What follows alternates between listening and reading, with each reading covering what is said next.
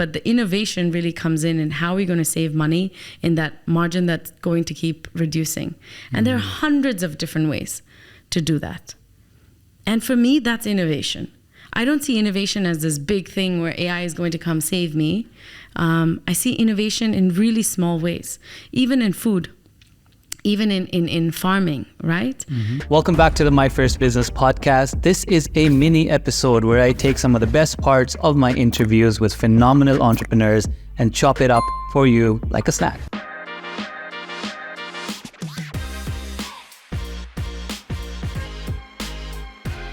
What are some bold decisions you're thinking of making, and how do you make them?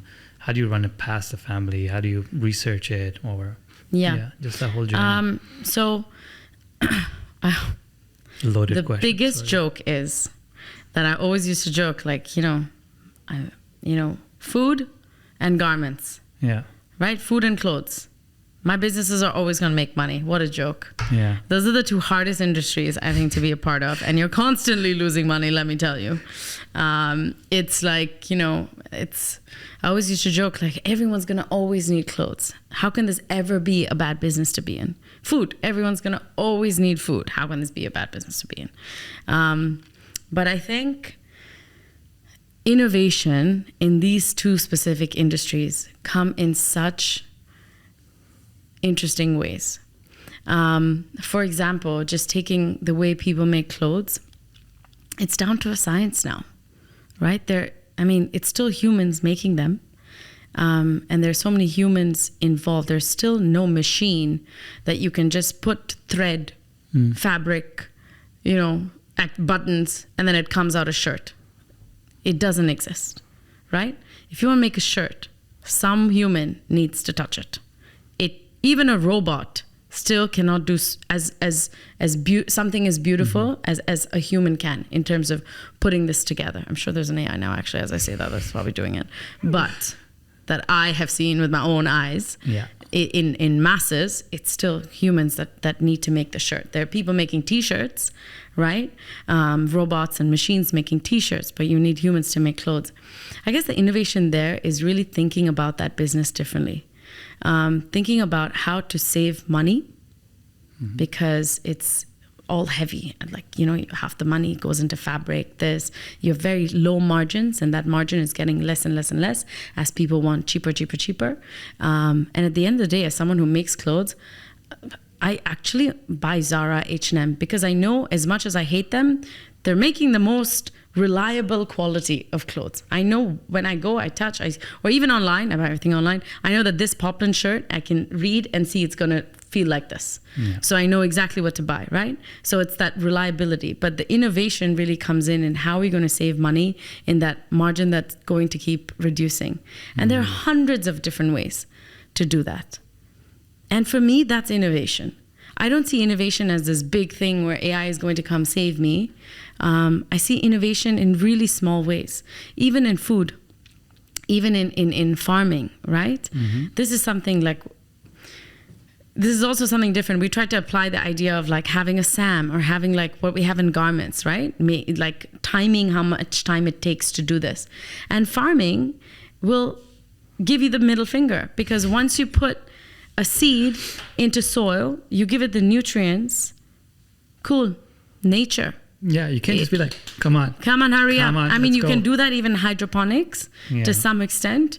And then suddenly it'll be like, what's that white dot? And then why is it spreading?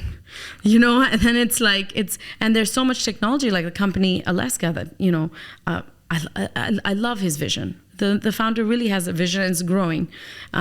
It's kind of, again, innovation that helps in the smallest way create efficiencies, right? So creating a camera that can look at the plant 24/7 faster and detect things faster than a human eye can, right? It's innovation in small ways. Now, are you going to put that camera in every single farm ever? Yeah, we'll get there, but it's like innovation in these small ways. But does he know how to run an organic farm? Probably not. Yeah. Right? It's a very clear focus for him. I'm a tech business. I'm an agri-tech business, but I'm a tech business.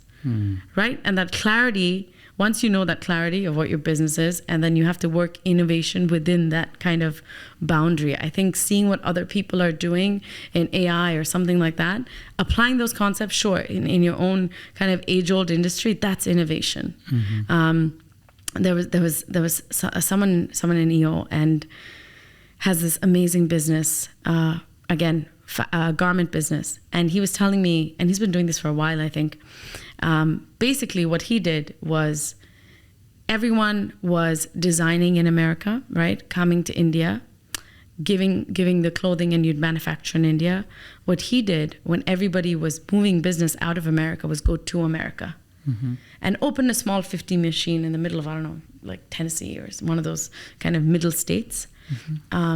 Created employment, created a team, created bonding, and now that Zara, like he picked up on that Zara model and did it in garment manufacturing, right, in his own small scale, but it's actually huge because every time he gets an order, the first order comes from that factory in Tennessee, and then in the meantime, the other one is coming by ship.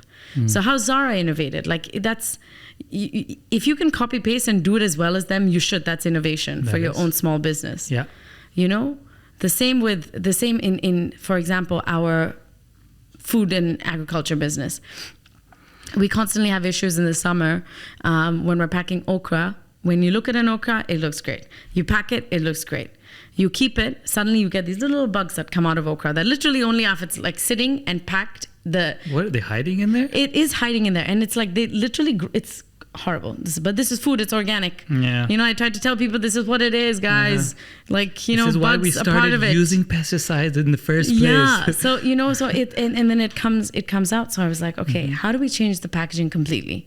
Do we just put it in a Ziploc bag? What's like, I'm trying to fit, like, that's my new kind of side project within the farm is like, how do we innovate in packaging specifically for fresh produce, right? Another thing, like, you know, you see all these salad boxes, nothing pisses me off more, where it's like, you know, these brown boxes, and it's like, yeah, we're so sustainable and eco-friendly. Here are my salad leaves in this brown box. I'm saving the environment. You're not. All those plastic boxes are aligned with, all those brown boxes are lined with plastic.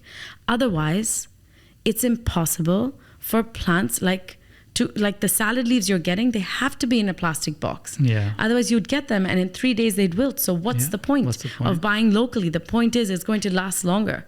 So let's innovate within that. Now you know you need plastic, but what can we do with that plastic after? Is there ways that we can like get around it? Can you put bags of salad leaves in supermarket and you pick how much you want? Like that, I think that's innovation in little ways. I think people are so focused now on this big kind of disruption, huge innovation. I just, I like to think of it a little simply. All right, that's all, folks. I hope you enjoyed that teaser. I think you will love the full episode. I'll leave the links in the description below, or you can head on over to my website. It's nparvez.com. Before you head off, I have just one more question to ask you. Why haven't you subscribed yet?